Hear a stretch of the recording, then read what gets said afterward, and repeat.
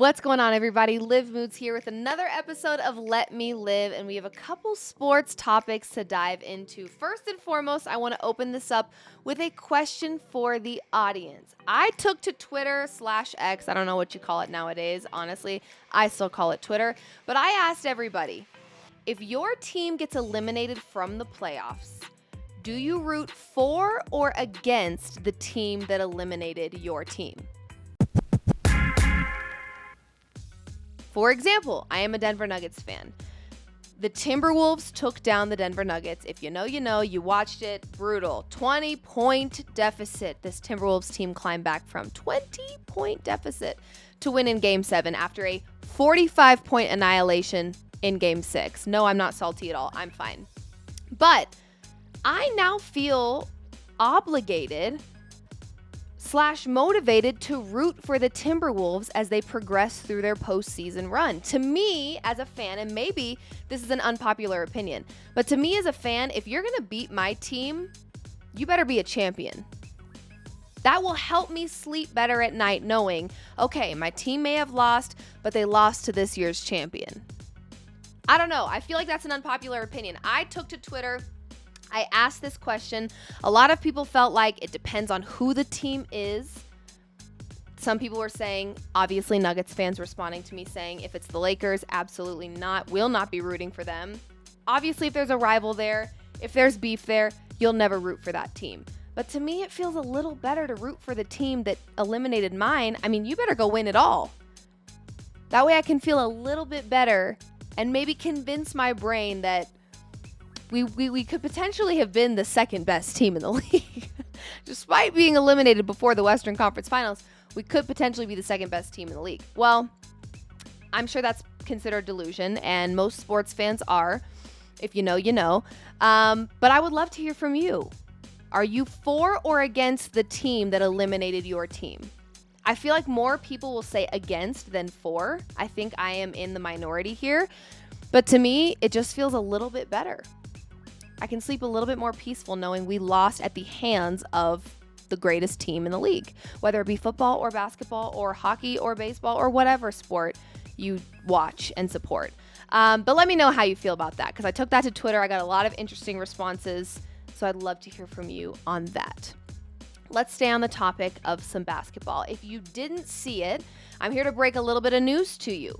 News this week broke that the Cavs are releasing their head coach, J.B.Bickerstaff, after he led the Cavs to conference semifinals this year and won 99 regular season games over the past 2 years. Now, this is going to be a pretty good chunk of our show, if not the whole show, talking about how much I struggle with this concept.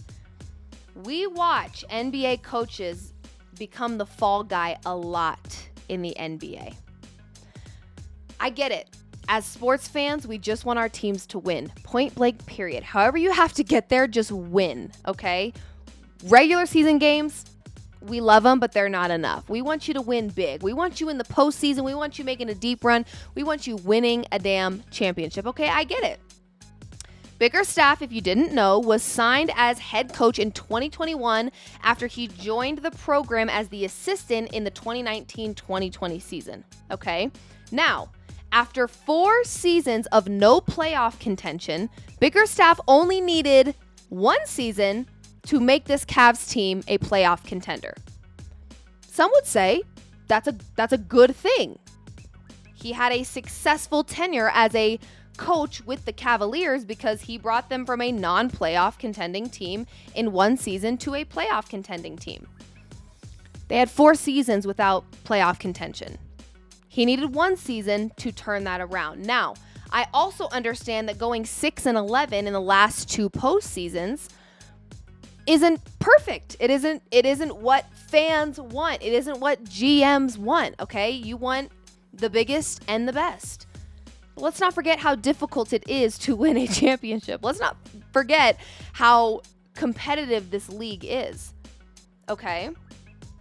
So I guess my question for you, I would love to know your thoughts here, is what is grounds for giving up on an NBA coach? Making the postseason clearly isn't enough because the Cavs did that. and he's gone.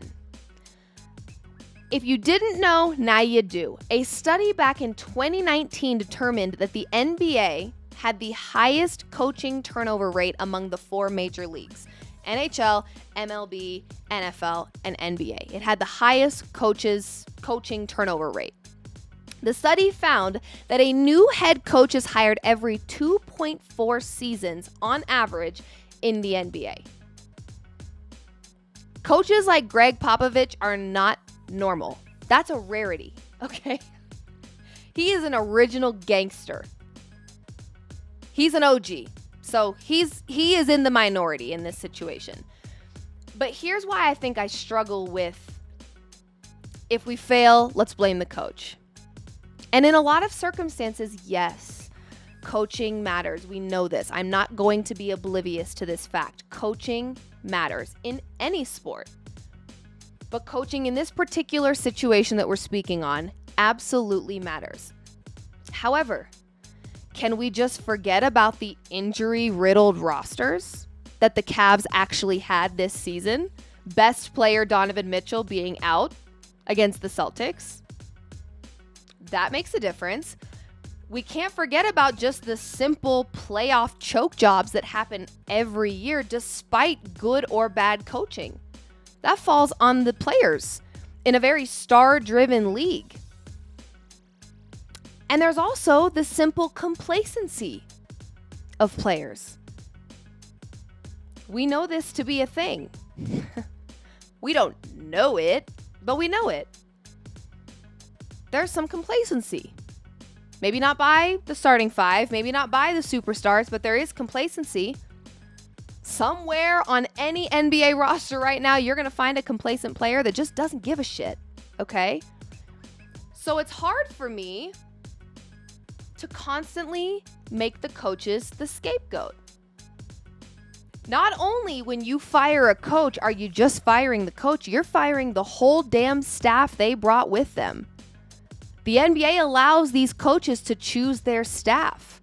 So when they're gone, the whole damn ship is sinking. The whole damn ship is sinking.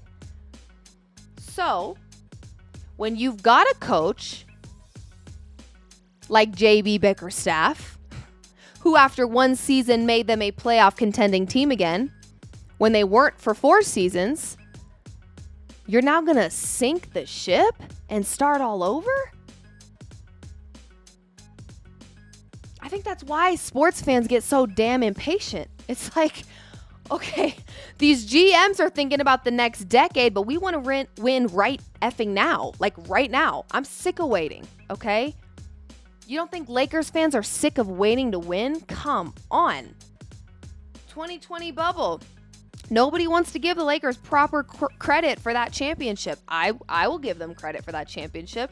You don't think the Lakers are sick of winning or sick of not winning? You don't think they're growing impatient with this process of being losers? Come on. Of course they are. They're competitive. And they're part of a dynasty that's used to winning.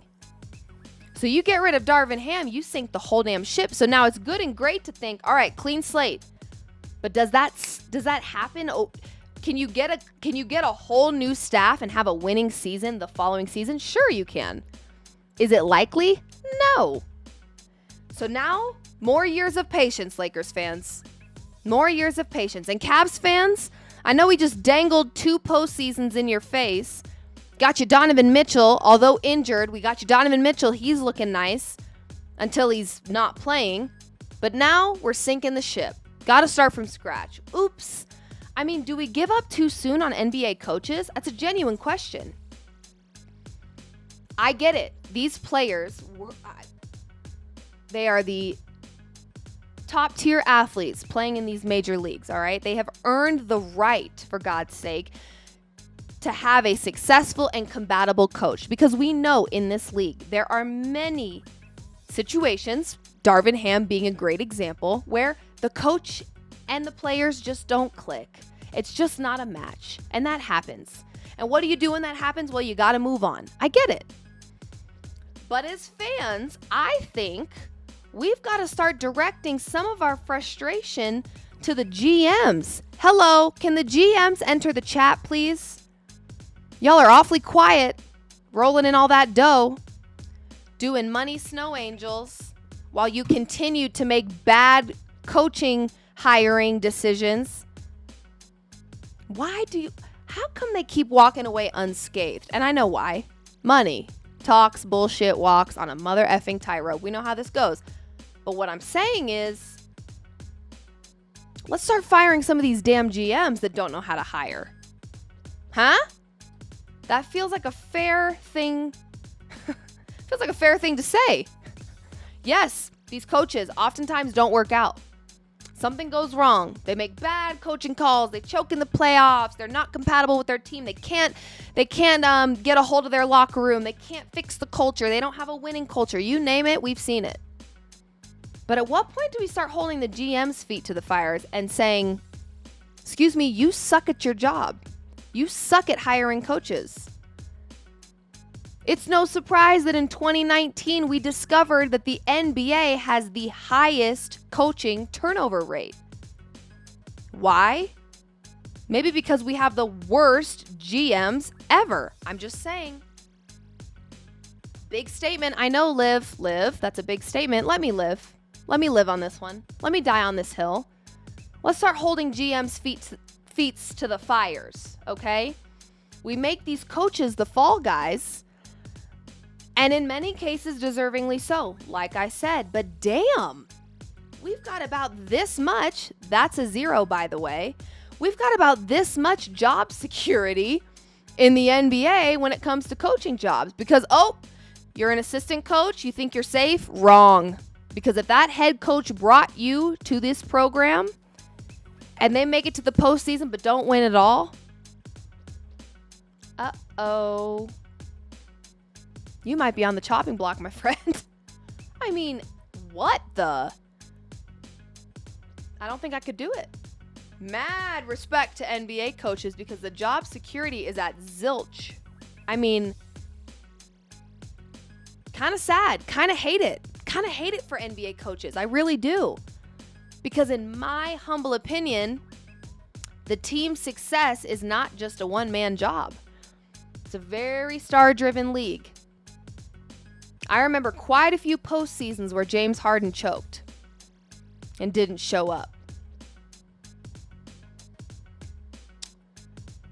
Can you blame? Well, yeah, unfortunately, I think you can blame Doc Rivers a little bit because trouble follows that man wherever he goes. But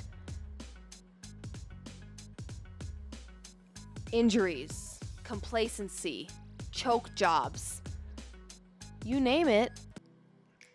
Those things are kind of out of the coach's control, yet the coach will take the blame for a bad season.